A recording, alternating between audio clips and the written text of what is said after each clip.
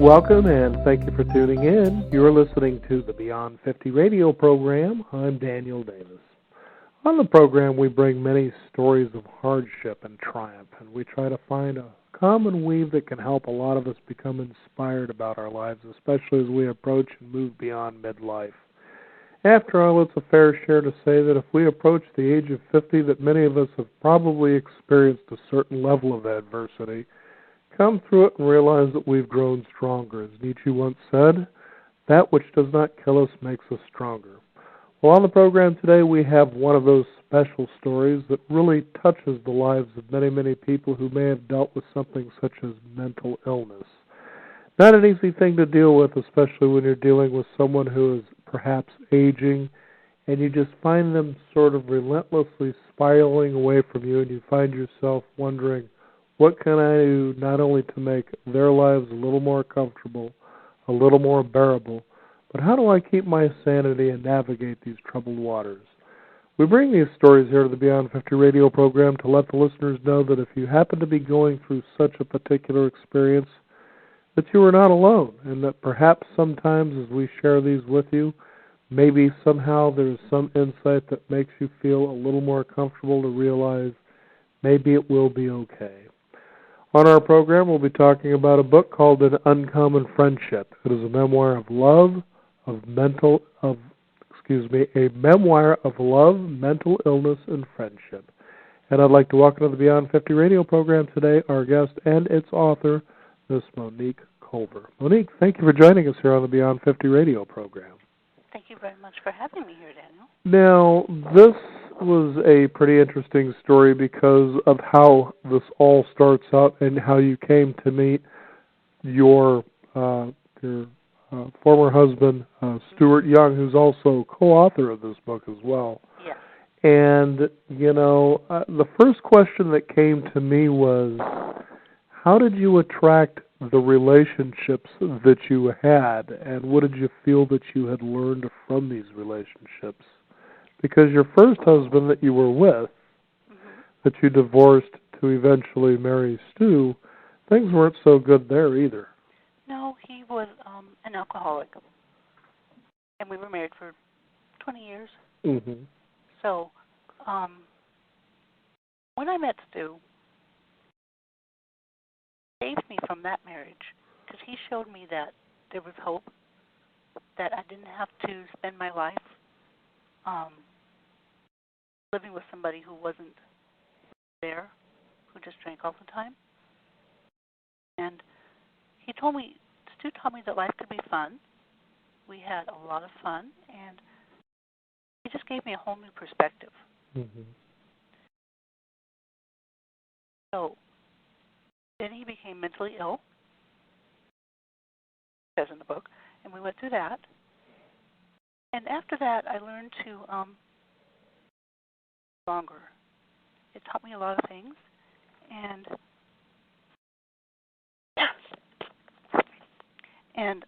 I'm now remarried, and my current husband is probably the most stable person I have ever met. So it taught me a lot, and it's all turned out really well for me.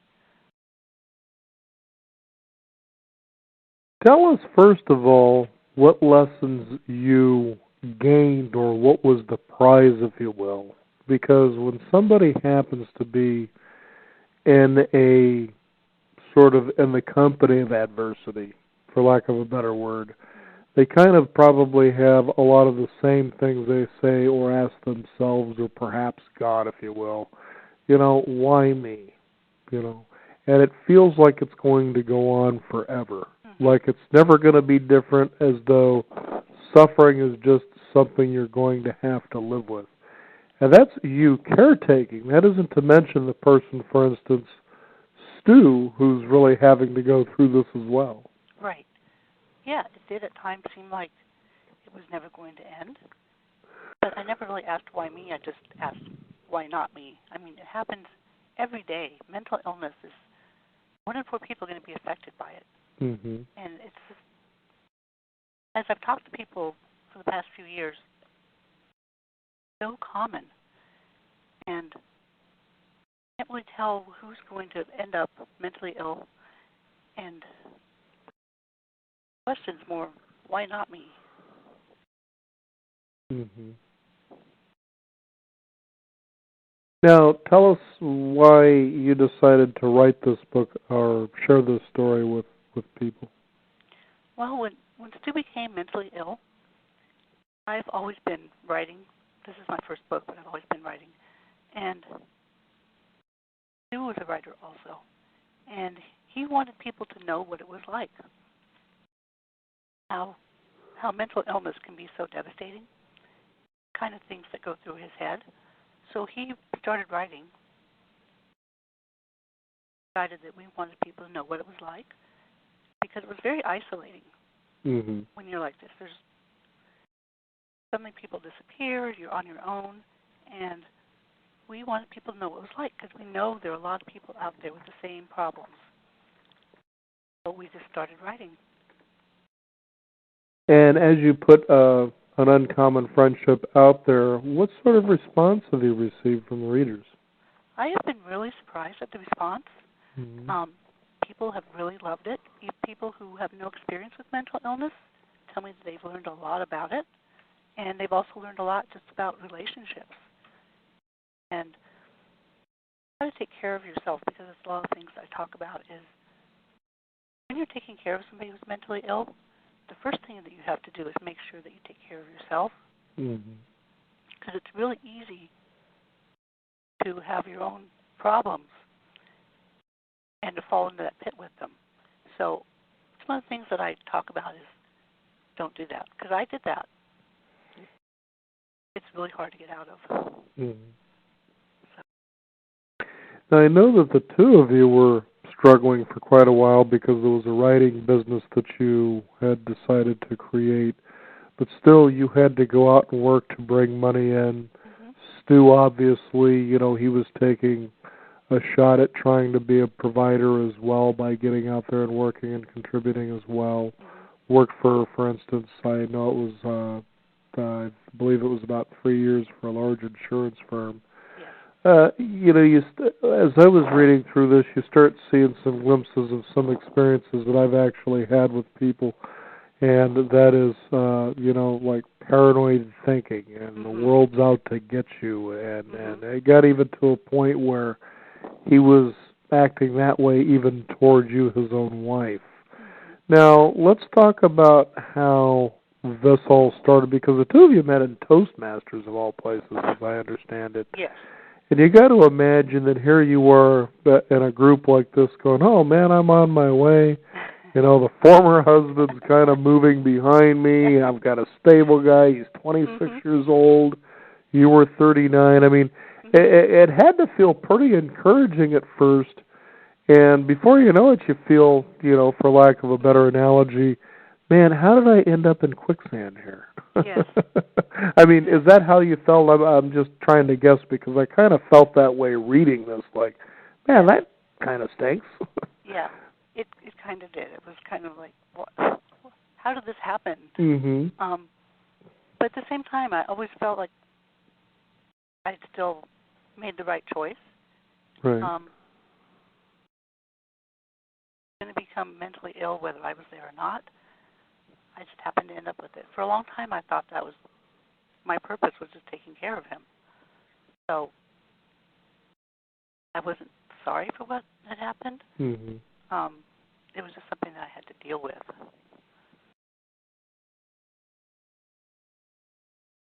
Amazing stuff here. Now, in this book, you actually also include Stu's writing. It's almost as though it's a journal. In fact, the book much reads like that. There is, sort of a journaling effect. So we really get a glimpse into his world. First, talk about how or what was he diagnosed as having or being?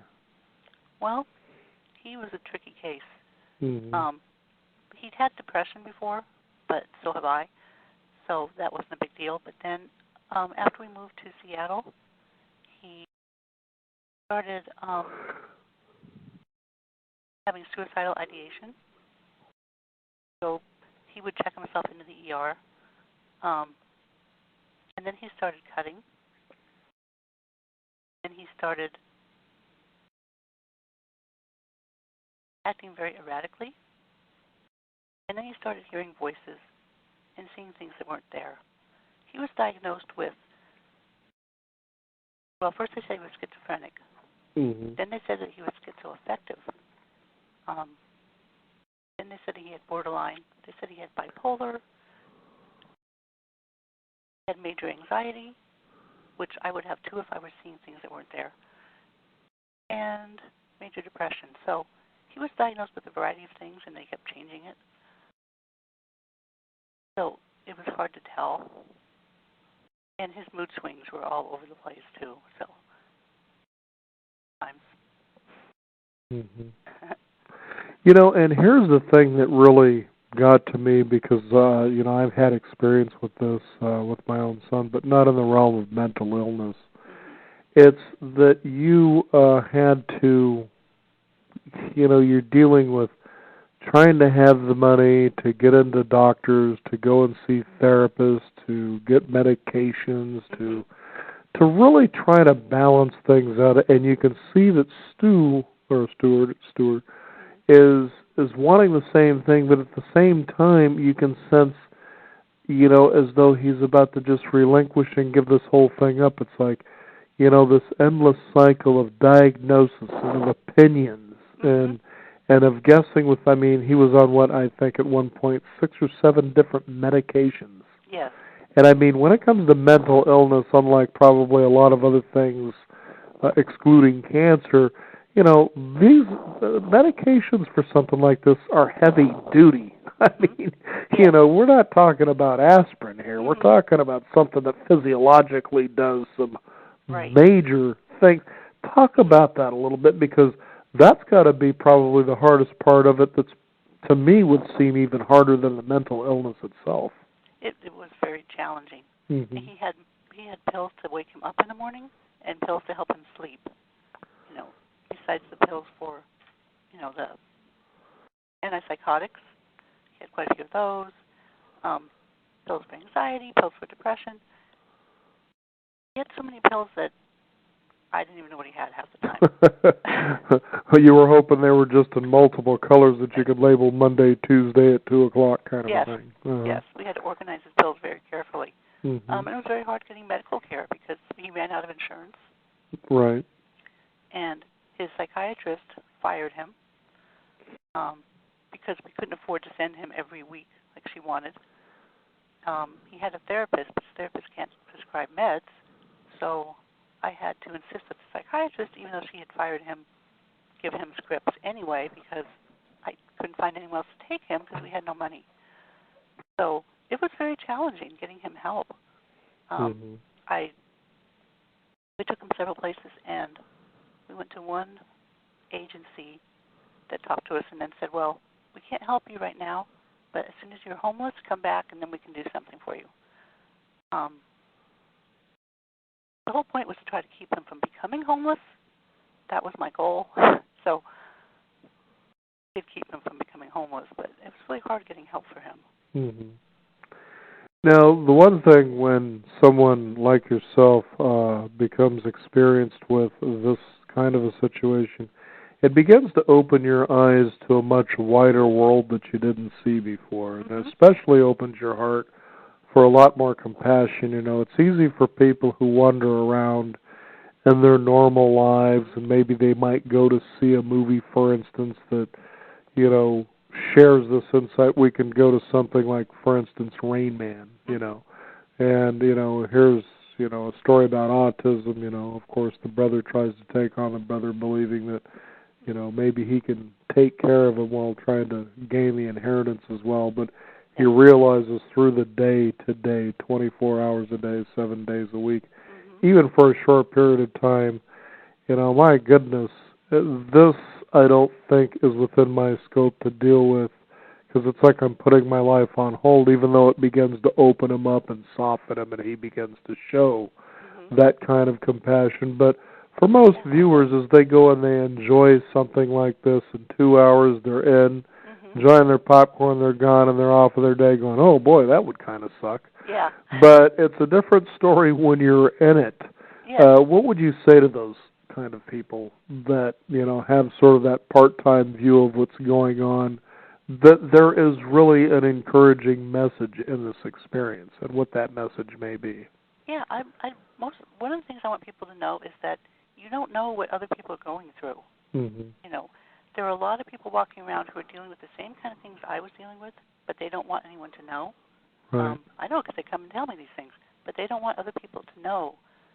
So they're walking around with these burdens, and you don't know who has a mental illness a lot of times because it has a terrible stigma still, and you don't know who's taking care of them and who their loved ones are.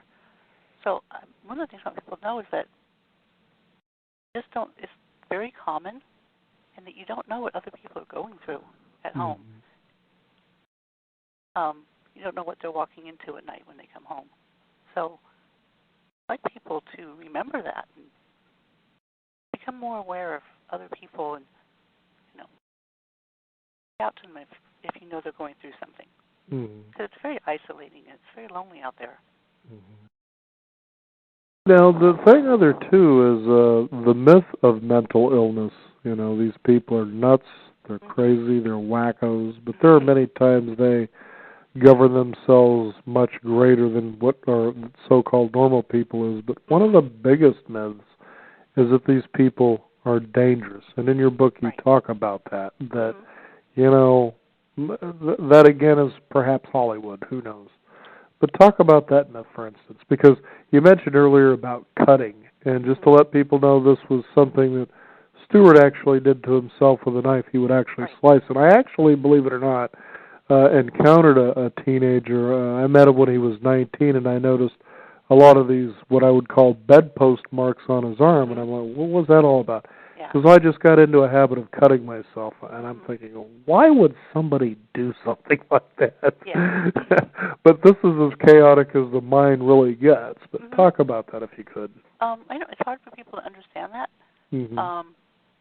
I really didn't mind the cutting very much because it was his way of releasing some of the pain, the emotional pain.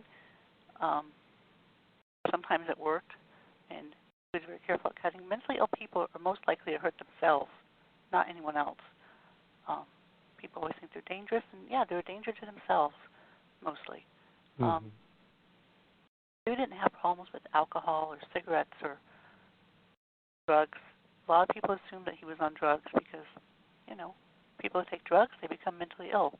But Stu would never use drugs. So,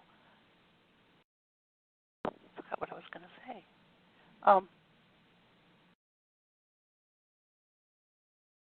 Yeah. Sometimes you just go with the flow. That was one thing Stewart must have taught you. Yes. Yes, he did. You had to learn to be very adaptable and flexible and have lots of patience. I didn't used to have very much patience. I learned to have lots of patience.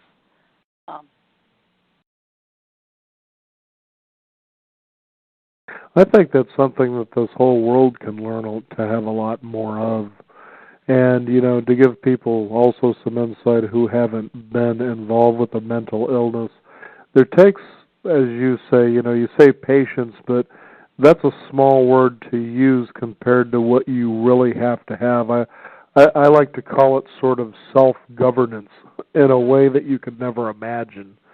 But just imagine what you become as a result.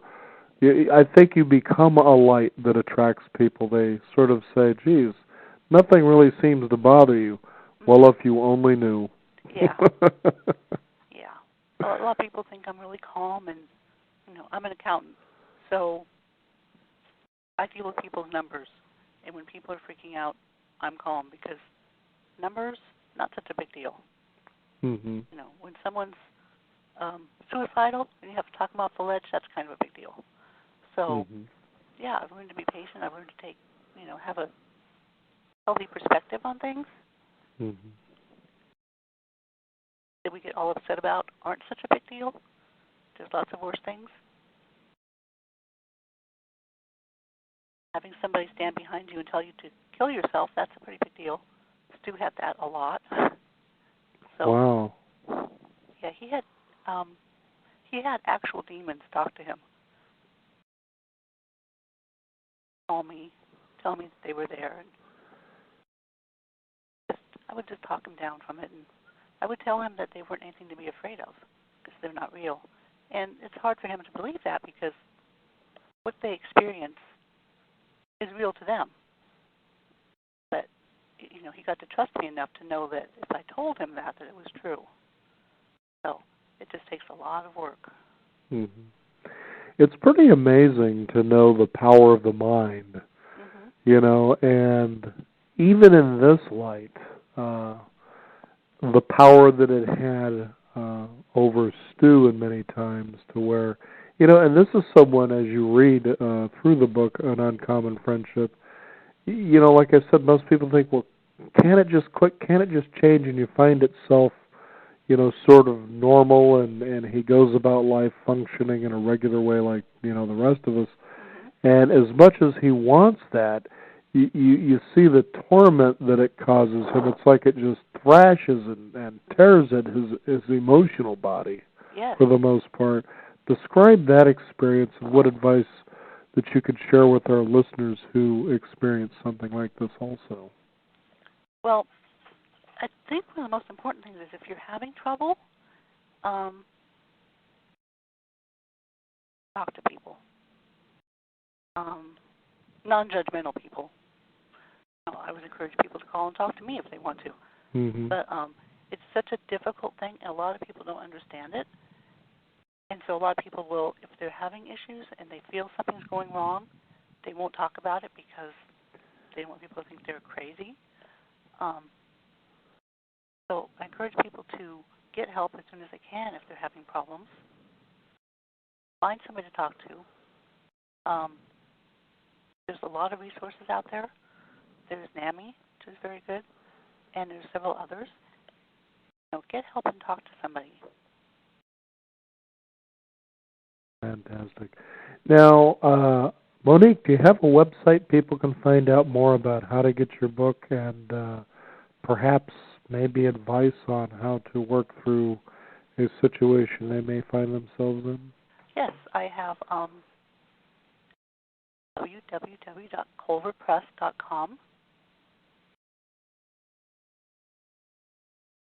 I have a Facebook page, which is An Uncommon Friendship on Facebook.